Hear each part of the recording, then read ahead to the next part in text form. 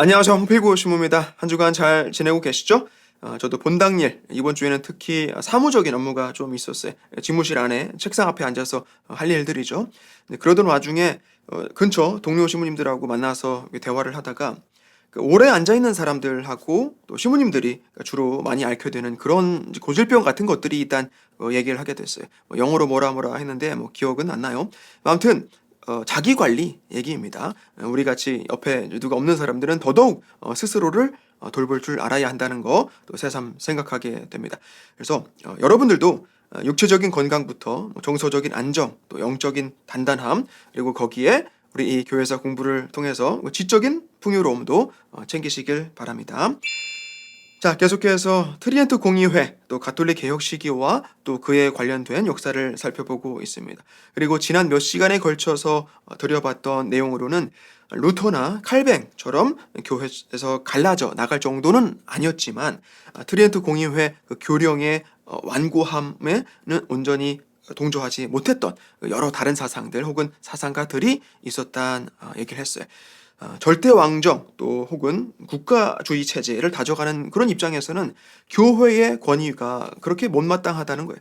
또 여전히 가톨릭 정통교리에 대한 이해가 부족해서 아우구스티누스 신학을 곡해했던 이들도 있었죠. 그리고 그런 혼란한 시기를 지내다 보니 아예 극단적인 영성을 추구했던 이들도 생기게 되더란 겁니다. 어쨌든 우리 이 교회사 그 시간을 통해서 이런 그릇된 개념들을 들여다보면서 절대적인 진리에 대한 이해를 더 확고히 해봅시다 라고 저는 말씀을 드리고 싶었던 거예요.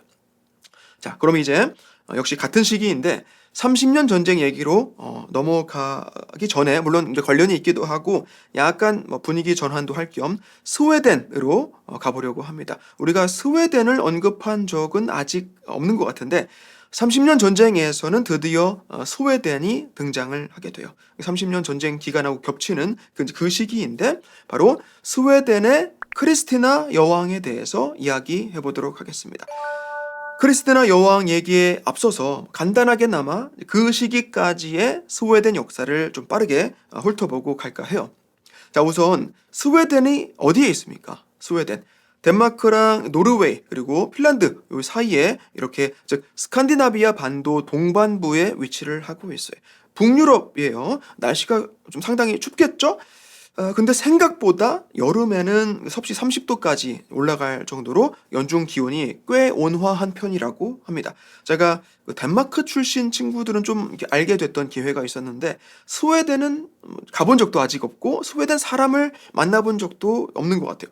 스웨덴 하면 아이키아, 이케아라는 그 가구 회사, 볼보라는 자동차, 그리고 예전에 그 아바라는 유명한 혼성 그룹 뮤지션도 있었고 그 정도가 떠오르는 잘 모르겠지만 조금은 친근하게도 느껴지는 곳이 이 스웨덴이라는 나라인 것 같아요. 아무튼 그래서 고대 로마 제국 시대부터 보자 한다면 여러 소규모 왕국들 또 부족 사회로 이루어져 있었겠죠. 이 이름 이렇게 쭉 대봐야 우리한테는 발음하기도 어렵고 기억도 못할 그 지명들 들어서 뭐 하겠습니까? 그렇죠? 어쨌든 대표적으로 스베야 왕국 또 예타 왕국이라고 있었는데 나중에 통합이 되면서 스웨덴으로 형성이 됩니다. 그리고 시간이 흘러서 바이킹 시대가 되면 기억하시겠지만 노르드인 즉 북부인들 여러 부족이 서유럽으로 내려오지 않습니까? 그때 스웨덴인 대다수는 동유럽, 아라비아, 러시아 쪽으로도 진출을 많이 해요. 서유럽 혹은 교회를 기준으로 해서 중세라고 하면 5세기 말부터 약 1000년 정도로 볼 수 있겠죠. 그 전반부까지 스웨덴에서는 그들의 그 토속 신앙을 고수를 합니다. 그리고 11세기에 올로프 셰코뇽이라는 왕이 최초로 세례를 받으면서 이제 스웨덴도 그리스도교를 받아들이게 돼요. 그리고 1397년에는 예리크 13세에 의해서 스웨덴, 노르웨이, 그리고 덴마크 하나의 연합체로 통합이 됩니다. 칼마르 동맹이라고 하고 스웨덴은 덴마크 지배 하에 있게 되는 거예요. 하지만 1523년 구스타브 1세 바사라는 인물을 주도로 해서 스웨덴은 덴마크로부터 해방이 되고 그 칼마르 동맹은 파기가 됩니다. 이 구스타브 1세는 독립 후에 국가를 안정화시키기 위해서 당시 1524년이면 마틴 루터가 막 세상을 발칵 뒤집어 놓은 그때란 말이에요. 그래서 스웨덴에 루터교를 도입을 하기로 합니다. 물론 당시 가톨릭 교회의 부패가 심각해서 스웨덴 내에서도 가톨릭에 대한 반발이 심했겠지만 구스타브 1세 입장에서 루터교를 받아들인 더 실질적인 이유는 국가의 안정, 즉 정치적인 동기가 있었던 거예요. 모든 종교개혁, 종교전쟁은 전부 정치적이다. 첫째, 스웨덴의 경제적인 이득, 그리고 중앙집권적인 통치체제인 것이죠. 스웨덴 내의 그 가톨릭 교회의 재산, 수많은 재산, 또 교황청으로 보내질 그 세금도 전부 다 스웨덴 왕실에서 몰수를 해버리는 거예요. 그렇게 경제적인 기반을 탄탄히 하는 데 도움이 되겠죠. 그리고 루터교를 지지함으로써 교황으로부터의 간섭에서 역시 자유로울 수 있다는 것이 어쨌든 왕권을 강화하면서 그렇게 정치적으로 더 완벽하게 독립을 할 수 있다는 거예요. 그리고 그렇게 계속해서 이 바사 왕조가 스웨덴을 통치하는 그 기간 동안에 중앙 집권적인 국가로서 대체적으로 루터교를 국교화하려고 강행을 합니다. 참고로 지그문트 3세 같은 경우에서는 폴란드 왕위를 또 경험하고 있었는데 그래서 가톨릭 신앙을 또 유지해보려고 시도를 했었단 말이에요. 근데 그것이 스웨덴 내에서 엄청난 저항을 일으키게 됩니다. 결국 지그문트 3세 바사는 폐위가 돼요. 그리고 이후에 그 왕 위에 오른 칼 9세가 다시 루터교를 더 공고하게 하면서 가톨릭 영향을 완전히 없애려는 정책을 고수하기로 해요. 어쨌든 스웨덴은 독립 후에 한 생기 정도가 지나면 구스타브 2세 때에 가서 유럽 내의 대표 강대국으로 발돋움을 합니다. 그 구스타브 2세 다음으로 이제 왕위를 잇게 되는 인물이 바로 크리스티나 여왕인 거예요. 자, 구스타브 2세 아돌프라고 부르는데 이 구스타브 2세는 북방의 사자라는 별명이 있었을 정도로 스웨덴 역사에서는 군사적으로 또 행정적으로도 아주 위대한 군주로서 평가를 받아요. 통치기 동안에 가장 중요한 사건으로서 30년 전쟁에 이 스웨덴이 참전을 했다는 걸 꼽게 됩니다. 30년 전쟁은 물론 본질적으로는 정치적인 분쟁이었지만 기본적으로는 종교 전쟁이에요. 로마 가톨릭과 개신교 세력 간의 충돌이죠. 신성로마 제국 내에서 가톨릭을 지지했던 합스부르크 왕가 그리고 개신교 국가들 그 사이의 갈등으로 시작이 돼서 프랑스, 스페인, 덴마크 그리고 스웨덴도 개입을 하게 됩니다. 바로 구스타브 2세가 당연히 개신교 편에 참전을 하고 당시 개신교 세력이 불리하게 흘러가던 그 전세를 확 뒤집어 놓는 큰 역할을 하게 돼요. 1631년 브라이텐펠트 전투라고 하는데 아주 대승을 거두게 됩니다. 하지만 이듬해에 1632년 리첸 전투에서 구스타브 2세가 전사를 해요. 그 계기로 해서 개신교 세력도 큰 타격을 입게 되는 거예요. 이제 크리스티나 공주가 이제 당시 6살밖에 안 됐는데 아버지 구스타브 2세 뒤를 이어서 왕위에 오르게 됩니다. 사실 구스타브 2세랑 왕비 그 사이에서 크리스티나가 태어나기 전에 세 아이들이 이미 있었어요. 근데 전부 사산을 합니다. 그리고 네 번째 임신을 했을 때 제발 왕자가 태어나길 그렇게 바랬는데 공주가 나온 것이죠. 그래서 그 딸을 마치 아들처럼 키워요. 옷차림이나 예법도 꼭 미래의 왕으로 생각을 하는 거예요. 어쨌든 그렇게 아주 어린 나이에 크리스티나가 왕위에 오르게 되는데 당연히 섭정 정치가 한동안은 계속되게 됩니다. 그러면서 왕위 계승자로서 크리스티나는 아주 철저한 교육을 받도록 해요. 여러 학문 또 다양한 언어까지 전부 습득을 합니다. 그리고 이제 크리스티나 여왕은 1644년 18세가 되면서 공식적으로 스웨덴 통치자로 인정을 받게 되고 본격적으로 굵직한 업적들을 이루어 나갑니다. 1644년 또 45년 그 전쟁에서 덴마크를 상대로 그 승리를 거두면서 스웨덴의 위상을 확 높이고 그리고 1648년 다음 시간에 다시 얘기할 거지만 베스트팔렌 조약을 맺으면서 드디어 이 30년 전쟁이 종식이 되는데 바로 유럽의 국가 체제 그 기반이 잡히게 된단 말이에요. 이때 스웨덴이 아주 유리한 조건을 확보를 합니다. 크리스티나 여왕이 여기에 큰 기여를 한 것이죠. 독일 북부랑 발트해 연안 그 일부 영토를 차지하게 되고 또 신성로마 제국 내에서 그 정치적인 발언권까지 확보를 해요. 즉 유럽 내에서 스웨덴이 그 주요 국가로 특히 개신교 강국으로서 성장을 하고 그만큼 유럽 내 정치적인 위상을 높였다라고 평가할 수가 있겠죠. 게다가 크리스티나 여왕은 예술과 학문을 적극 후원을 합니다. 국력뿐만 아니라 스웨덴의 문화적인 그 수준까지 확 높였다는 것이죠. 스웨덴의 그 수도 스톡홀름을 북유럽의 아테네로 만들고 싶었대요. 궁정 내에서 예술 학문 모임도 조직을 하고 유럽 각지에서 학자들, 또 예술가들, 또 음악가들을 죄다 초청을 해가지고 그들이 활발한 활동을 할 수 있도록 지원을 합니다. 그 중에서 아주 중요한 한 명이 바로 르네 데카르트. 들어보셨죠? 데카르트. 나는 생각한다. 고로 존재한다. 근대 철학의 아버지라고 불리웁니다. 나중에 다시 얘기를 할 거예요. 아무튼 데카르트를 1649년에 스톡홀름으로 데려와서 철학 또 여러 학문을 연구할 수 있도록 지원을 하고 본인 그 개인 수업에 또 토론도 데카르트랑 아주 자주 했다고 해요. 안타깝게도 데카르트가 거기 그 북유럽 날씨랑 또 과로 등의 이유로 건강이 아주 나빠졌다고 하는데 결국 폐렴으로 사망을 합니다. 그리고 그 밖에도 궁정 오케스트라를 창설하면서 음악가들을 후원하고 연극 같은 그 공연 예술에도 투자를 하고 또 바로크 미술도 도입을 하는 등 아무튼 다양한 분야에 아주 신경을 많이 썼어요. 크리스티나 여왕을 두고 북부의 미네르바다라고 할 정도로, 미네르바는 학문과 예술의 신이에요.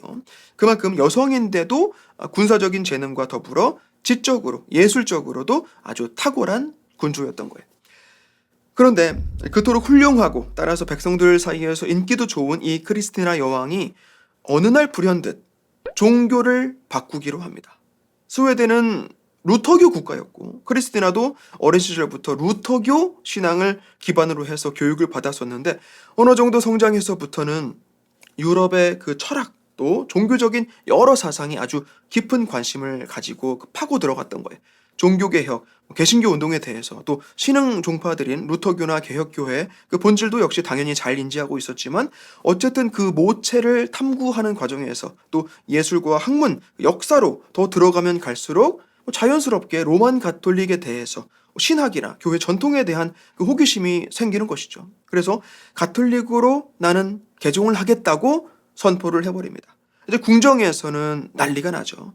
유럽에서 그 대표 개신교 국가인 스웨덴의 군주가 30년 종교전쟁까지 치렀는데 이제 와서 가톨릭으로 개종하겠다는 얘기는 왕위를 내놓겠다는 얘기나 사실 다름이 없는 거란 말이에요. 그리고 실제로 1654년 사촌인 칼 10세 구스타브한테 통치권을 양도를 합니다. 그리고 스웨덴을 떠나요. 자신의 신념을 지키기 위해서 그 권력을 내놓은 것이다 라고 볼 수 있죠. 물론 꼭 종교만을 위해서 왕위를 버리고 국가를 포기했다라고 볼 수만은 없어요. 크리스티나는 본격적으로 통치를 시작한 후부터 최소 하루 10시간 넘게 정사를 보고 또 학문에 몰두하느라 거의 고질적인 그 신경쇠약 또 번아웃을 겪었다고 해요. 시력도 나빠지고 등도 굽어졌대.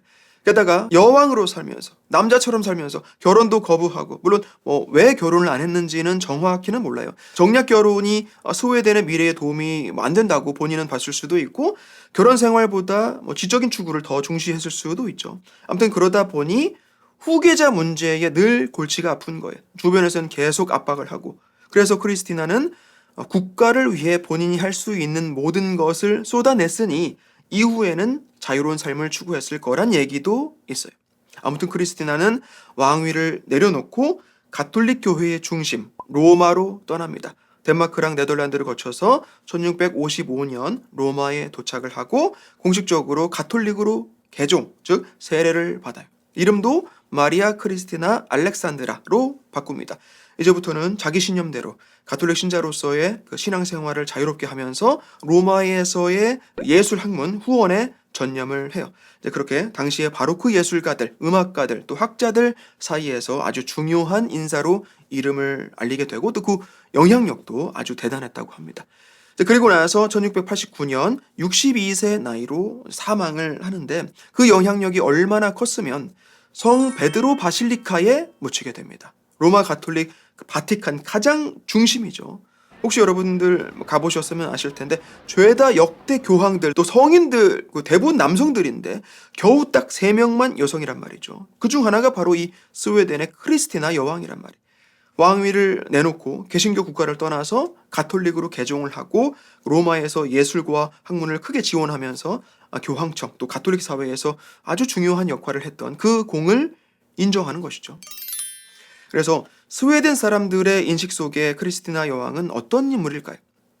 현대에 와서는 물론 국가를 버린 여왕 혹은 개인의 행복만을 추구했던 이기적인 군주로 보는 시각도 있지만 훨씬 더 많은 사람들이 크리스티나 여왕을 긍정적으로 본다고 해요.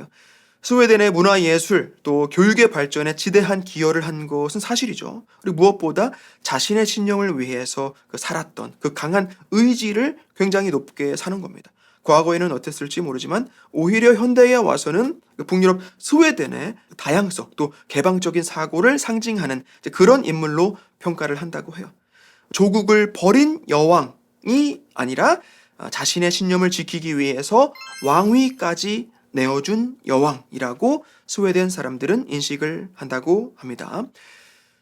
자, 그래서 오늘은 여기까지 16세기, 17세기 교회에서는 가톨릭 개혁을 철저하게 강행하는 그 가운데 어떤 이념적인 이슈들 말고도 유럽 내에서 우리가 아직 깊게 들여다보지 못한 곳들, 그 중에서 스웨덴으로 한번 가봤습니다. 혹시 여러분들 바티칸에 가실 일이 있으면 특히 내년이 희년이라는 건 아시죠? 엄청나게 많은 사람들이 로마로 몰려들 텐데 당연히 성 베드로 바실리카에 발걸음을 하겠죠. 그 수많은 무덤들과 또 기념비, 조각상들 그 중에 스웨덴의 크리스티나 여왕의 시신이 한 자리를 하고 있다는 거. 들어가 보시면 미켈란젤로 피에타상 입구 들어서서 바로 오른쪽에 있는데 거기서 그 왼쪽으로 뒤돌아보면 거기에 있어요. 옆에 누가 설명해 주는 사람이 있을 수도 있지만 그렇지 않더라도 오늘 얘기 어렴풋이 기억하실 수 있으면 당시 그 역사적인 상황과 흐름을 또 인지했을 때 참 이런 인물도 있었구나 하시면서 더 뜻깊은 시간을 만끽하실 수 있을 거라고 생각합니다. 자, 그래서 다음 시간에는 30년 전쟁 얘기를 마무리하려고 해요. 그렇다고 언제 딱히 시작을 한 건 아니었지만 계속 중간중간에 언급을 여러 번 하긴 했죠. 거의 마지막 종교 전쟁이라고 볼 수 있을 텐데 어떻게 시작이 돼서 어떻게 마무리가 되고 그 의의가 무엇인지 살펴보도록 하겠습니다. 한 주간 건강하시고 저는 다음 주에 뵙겠습니다. 고맙습니다.